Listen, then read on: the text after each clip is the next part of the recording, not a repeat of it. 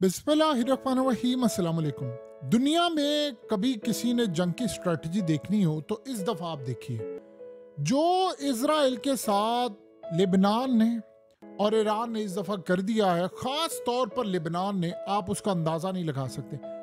Scene ये हुआ है कि आप सबको पता है कि third anti ballistic missile system इस वक्त इज़राइल में डिप्लॉयमेंट और ये सारी चीज़ें आपको पता है वो क्यों आ रहा है। लेकिन जो कहानी सामने आई है वो इतनी खतरनाक है कि इजराइल का वजूद पूरे का पूरा खतरे में आ चुका है। हुआ ये है कि इजराइल के पास बहुत ज्यादा शॉर्टेज हो गई है मिसाइल की, और वो जो हमले हो रहे हैं लेबनान की जानिब से या ईरान की जानिब से जो हमला होगा, अब मिसाइल इनके पास बहुत कम रह गए हैं। अब मिसाइल कम रह गए हैं तो इस सारी सूरत हाल में इन्होंने अब फैसला किया है कि हम अमेरिका को इस जंग में शामिल करेंगे। लेकिन मसला सारा ये है कि अब स्ट्रेटजी होने जा रही है तब्दील। अब हिजबुल्लाह को और ईरान को, लेबनान को और ये बाकी फोर्सेस को इंतजार था, खास तौर पर यमन को भी, इस चीज का, इस दिन का। इन्होंने वो काम किया। देखिए, इजराइल को ये बात तो कभी भी नहीं पता थी कि ये जंग इतनी लंबी जाएगी। वो तो प्लान ये बनाकर बैठे थे कि हम 2-4 महीने में ऐसा खंडर करेंगे, ये वो इनको तबाह कर देंगे, खत्म कर देंगे। उनको ये अंदाजा नहीं था कि 1 साल से ज्यादा जंग जारी रहेगी। हमास ने इनका जो नुकसान किया हो, ईरान ने जो किया हो, आप उसको साइड पर कर दें, वो मैटर ही नहीं करता। जो हिजबुल्लाह ने 1 साल में इनके साथ किया, वो कंटिन्यूसली डेली बेसिस पर छोटे छोटे रॉकेट मारे थे, मिसाइल मारे थे, रोज मारते जा रहे। आज 15 मार दिया, आज 20 मार दिया। वो लोकली सतह पर छोटे लो क्वालिटी के रॉकेट से, साथ में 2-4 बड़े भी मार दिए, ड्रोन्स भी मार दिए, गुलानी ब्रिगेड पर भी हमला कर दिया। अब सीन ये हुआ कि इजराइल के पास जो रॉकेट्स थे वो तो इनकी फैक्ट्रीज में तैयार हुए थे, मिसाइल फैक्ट्रीज को भी हिजबुल्लाह ने उड़ाया। अब सीन ये हुआ है कि हथियार इनको मिल रहे थे भारत से, इनको मिल रहे थे अमेरिका से, इनको यूरोप से मिल रहे थे। अब यूरोपियन कंट्रीज ने कह दिया है, फ्रांस समेत, भाई हमने हथियार नहीं देने। बरतानिया भी खड़ा हो गया है वहां पर, चूंकि लोगों का रिएक्शन आ रहा है। अमेरिका के पास भी मिसाइलों की कमी है, क्योंकि यूक्रेन की जंग के अंदर भी अब मसला पड़ गया है। अब आप एक ही जंग लड़ सकते हैं, या आप वो लड़ लेंगे या ये लड़ लेंगे। अमेरिका इनको कह रहा है कि भाई आप ये काम ना करें। अब होने जा रहा है असल खेल। अब ये करेंगे क्या कि हिजबुल्लाह ने अब हमले करने हैं इजराइल पर, यानी लिबनान के जो हमले होने जा रहे हैं वो बड़े खतरनाक होंगे। इतने ज्यादा होंगे कि अब आपको नजर आएगा कि हर रोज इजराइल का बहुत ज्यादा नुकसान हो रहा है। अब आप ये सोचेंगे कि नुकसान किस तरह हो रहा है, क्योंकि देखिए, मिसाल के तौर पर पहले जितने उनके पास मिसाइल थे वो सारे उन्होंने खर्च कर दिए। ये अमेरिका क्यों भागा था ये रेड सी से? वो कह रहे थे कि यमन के जो हौसी है वो हम पर मिसाइल मारते हैं, उनके लट से पाकिस्तानी को 1.5-2 लाख रुपए का मिसाइल है, हमारा 80 करोड़ का मिसाइल है, और हमें बनाने में टेक्नोलॉजी उन्होंने देखे। ये छोटे छोटे रॉकेट्स और ये ड्रोन या इन चीजों के लिए तो नहीं डिजाइन किए थे।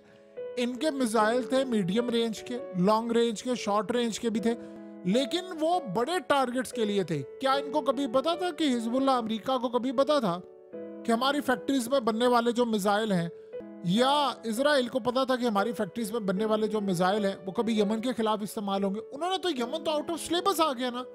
तो अब सीन ये हुआ कि हिजबुल्लाह के ये छोटे छोटे रॉकेट वो तैयार ही नहीं थे। वो सोचते थे जब भी हिजबुल्लाह की तरफ से लड़ाई होगी, बड़े लेवल के मिसाइल होंगे या हम मार देंगे, हम इतना खंडर कर देंगे, इनकी फैक्ट्रीज तबाह कर देंगे। अब वो हुआ नहीं। अब इजराइल के पास हो गए शॉर्टेज, अब वो करेंगे ज्यादा हमले। इसीलिए आप देखिए, उन्होंने कहा है कि तमाम शहरी यहां से छोड़कर चले जाएं। जब वो हमले बहुत ज्यादा करेंगे, इनके पास मिसाइलों की हो जाएगी शॉर्टेज। इसी दिन का वो इंतजार कर रहे थे। इस दिन के लिए उन्होंने ये जंग छिड़ी थी और 365 दिन वो इंतजार करते रहे। अब आप ये जरा 2 मिनट के लिए सोचें, 5 लाख के करीब हिजबुल्लाह के पास मिसाइल रॉकेट्स हैं, ईरान के पास कम से कम 10 लाख के करीब है। अब वो मिसाइल भी हैं, रॉकेट्स भी हैं, तमाम चीजें ईरान की फैक्ट्रीज सुबह शाम बना रही है। अब अमेरिका के पास फैक्ट्रीज, या इजराइल के पास जो फैक्ट्रीज, या इंडिया, देखिए वो उस लेवल के मिसाइल नहीं उतने बना रहे जितने खर्च हो रहे हैं। और ना ये वो बैकअप है कि आप इमरजेंसी में मिसाइल बना ले, जी सुबह बना ले, फनाला कर ले, ये कर ले। अब इजराइल कॉर्नर हो गया है। अब असल में अगर जंग छिड़ती है, देखिए जो बड़ी ताकतें होती हैं वो कभी लंबी जंगें नहीं लड़ा करती। हमेशा आपको ये जंग जल्दी खत्म करनी होती है। आप जितनी लंबी जंग लड़ते हैं उतनी बड़ी ताकत कंज्यूम होना शुरू होती है। अब इनका मिसाल के तौर पर ये डेली बेसिस पर 20, 25, 30 रॉकेट उन्होंने मार दिए। अब वो 25 रॉकेट्स को तबाह करने के लिए आपको 25 मिसाइल मारने पड़ेंगे। और चले मान ले आपको 25 से भी ज्यादा आपने 30 मिसाइल मारे, तो वो 30 मिसाइल कितने महंगे, कितने खतरनाक, आपका सारे का सारा असला कंज्यूम हो गया। अब इजराइल के पास करने के लिए कुछ भी नहीं है, उनके पैरों तले जमीन निकल चुकी है।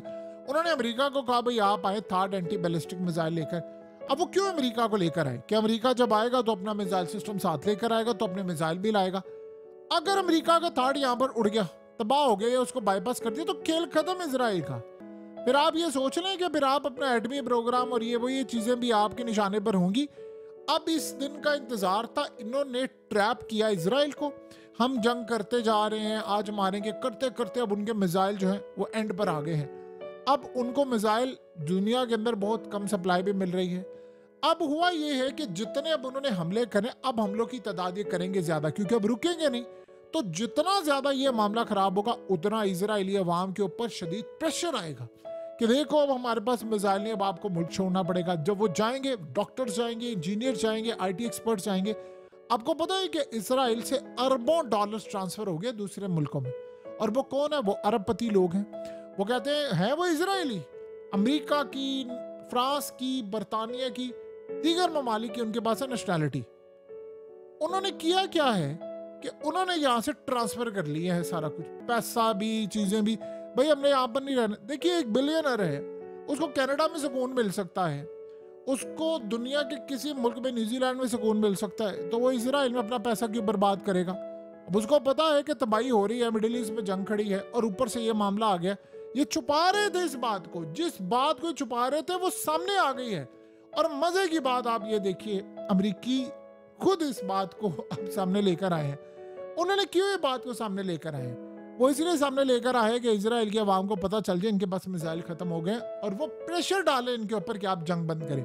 क्योंकि देखिए अमेरिका इस जंग को जीत नहीं रहा, अमेरिका के पास टाइम कम है, उनके इंतखाबात और ये चीजें सर पर खड़ी हैं। दूसरा सबसे बड़ा मरहला ये है कि अमेरिका को इस बात का सबसे ज्यादा झटका लगा है कि रूस ने भी इस जंग को तवील करवाने में किरदार अदा किया है। आपको पता है ईरान के साथ उन्होंने अरबों डॉलर्स की डील फाइनलाइज की, अरबों डॉलर्स की। ईरान को SU-35 दिए नहीं, अपने पायलट भी साथ दिए कि वहां पर आओ और यहां पर जाकर हम लड़ेंगे। S-400 दिया नहीं है, साथ अपने ऑपरेटिव मेंबर्स, स्टाफ, वो तमाम लोग एक्सपर्ट भी भेजे हैं कि भाई इनको रोकना है, क्योंकि वो जो बनाने वाले हैं वही सबसे बढ़कर हैं, तो वही रोकने में माहिर भी हैं। तो अब इस सारी सूरत हाल में जो मामला सामने आ रहा है, आप उसका अंदाजा नहीं लगा सकते कि उन्होंने किया क्या है। अब दो ही चीजें हो सकती हैं। देखिए अमेरिका एक टाइम के ऊपर दो ही जगह पर काम नहीं कर सकता, एक ही, या आप यूक्रेन के अंदर असला दे सकते हैं या आप इधर। अब यूरोप के अंदर देखिए अमेरिका ने पिछले काफी सालों से और यूरोप ने इतना असला दिया, इतना असला दिया यूक्रेन के अंदर, वो असला कंज्यूम हो गया, वो इतना ज्यादा कंज्यूम हो गया कि अब उनके अपने पास बचाव के लिए रास्ते नहीं। आपको पता है कि इस वक्त गुफ्तगू क्या चल रही है? यूरोपीय यूनियन टूटने वाला है, और जी ये सूरत हाल हो जाएगी, फलाना हो जाएगा, यूरो करेंसी तबाह हो जाएगी, बहुत बड़ा कोहराम मचने वाला है। तो वहां पर मामला ये सामने आया कि वो कह रहे हैं कि भाई हमारे पास इस वक्त कुछ भी नहीं है, हम लड़ाई कैसे करेंगे, हम ये मामला कैसे आगे लेकर जाएंगे। इस वक्त कुल मिलाकर जो सूरत हाल बन रही है वो इजराइल के लिए बड़ी खतरनाक है कि अब ये करेंगे हमला, यूक्रेन में असला जाएगा या इधर जाएगा। अब इजराइल प्रेशर देगा कि आप इधर, अगर इधर देंगे तो आपको यूक्रेन की जंग बिल्कुल आप हारेंगे, और वो ऑलरेडी आप नहीं जीत सकते। तो अगर वहां पर आपने बैलेंस करने का चक्कर है तो इजराइल फारिग हो जाएगा, और अब हिजबुल्लाह हमले ज्यादा करेगी, ज्यादा टारगेट बनाएगी, और ईरान तो तैयार बैठा हुआ है कि भाई ठीक है अब इनकी असला भी कंज्यूम हो गया है, इनका फलाना हो गया काफी हद तक, जितनी इनको सप्लाई मिल सकती थी। अब अगर आप सोचे अगर ये जंग और तवील अरसा जारी रहती है, इजराइल का तो कबाड़ा बन जाएगा। तो यहाँ पर ये स्ट्रेटजी असल में इनको पता थी, ईरान को पता थी, हिजबुल्लाह को पता थी। इन्होंने एक साल इनको ट्रैप किया, और ये याद रहे पुतिन को भी पता थी, पुतिन भी चाह रहा था ये जंग चलती रहे, फलाना करती रहे, ताकि असला इनका कंज्यूम यहाँ पर हो जाए, यूक्रेन में ना आ सके। अब आपको कुछ ना कुछ तो खोना पड़ेगा, और ये सूरत हाल बड़ी खराब है। वहां से यूरोप का असला कंज्यूम हो गया। अब यूरोपियन कंट्रीज ने कहा इजराइल को भाई हमने तुम्हें असला नहीं देना। नाम वो ये लगा रहे हैं कि तुम गजा के लिए, तुमने गजा में बर्बादी की है, लेबनान में बर्बादी की, हम इसलिए असला नहीं दे रहे। ये झूठ बोलते हैं। आपको 1 साल बाद याद आया कि वो गजा में बर्बादी करें, जब लाखों लोग उन्होंने मार दिए। अब डे फर्स्ट से पहले स्ट्राइक में भी कर सकते थे। अब उनके पास अपना असला कंज्यूम हो गया है। असला उनके पास है नहीं कि वो अपनी जंग लड़ सके। पुतिन ने ऑलरेडी न्यूक्लियर मिसाइल जो है वो डिप्लॉय करके रखे हैं, शॉर्ट रेंज के लिए, लॉन्ग, मीडियम। ईरान उसको सप्लाई कर रहा है मिसाइल। और आपको पता है कि ईरान के ऊपर पाबंदियां इन्होंने आयद कर दी हैं कि तुमने मिसाइल नहीं, पाबंदी उन्होंने क्या झूठ बोला, हमने तो मिसाइल सप्लाई नहीं किया। बहरहाल ईरान भी जाहिर सी बात है अंदर खाते मामला सारे कर रहा है। तो ये इजराइल को पता ही नहीं था कि मामला हो जाएगा। और अब हालत ये हो चुकी है उनकी कि उनके मुल्क के ऊपर हमला होगा तो आने वाले वक्तों में वो ज़्यादा हमले रोक नहीं पाएंगे। फिर एक टाइम ये आ जाएगा कि फिर आखिरी बड़े मिसाइल ही रह जाएंगे। और फिर इजराइल का बचना किस लेवल पर होगा ये आप अच्छी तरह समझते हैं।